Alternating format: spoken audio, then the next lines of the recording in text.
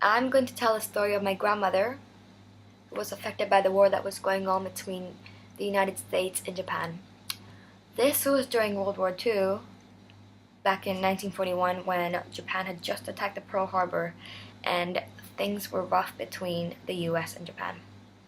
My grandmother was 15 then, and they were currently staying in Tokyo, but because the US bombed Tokyo in 1944, which burnt down half the city and killed 80,000 people, they were no longer safe. The ones that survived, they moved out to the countryside to hide out. My grandmother's family, they moved to Yamanashi, Kofu. Yamanashi is roughly about 144 kilometers from Tokyo, which takes about 2 hours. There, they settled into a small house. They hardly had any food, let alone gas. They only had small amounts of matches and candles, and they were not allowed to use them unless emergencies. They grew their own crops, but it was still not enough. They lived off potatoes and water from the river. They usually stayed inside of the house to keep safe, and barely went outdoors.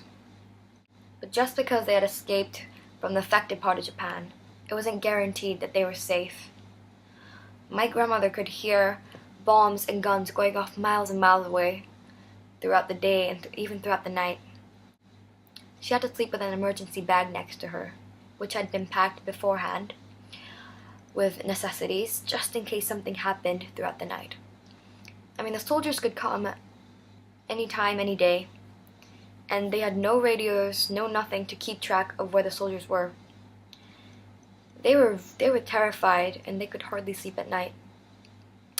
When my grandmother had finally turned 16, Japan surrendered, and they could finally go back to Tokyo and live happily. Now my grandmother is 80 years old, and she still lives in Tokyo.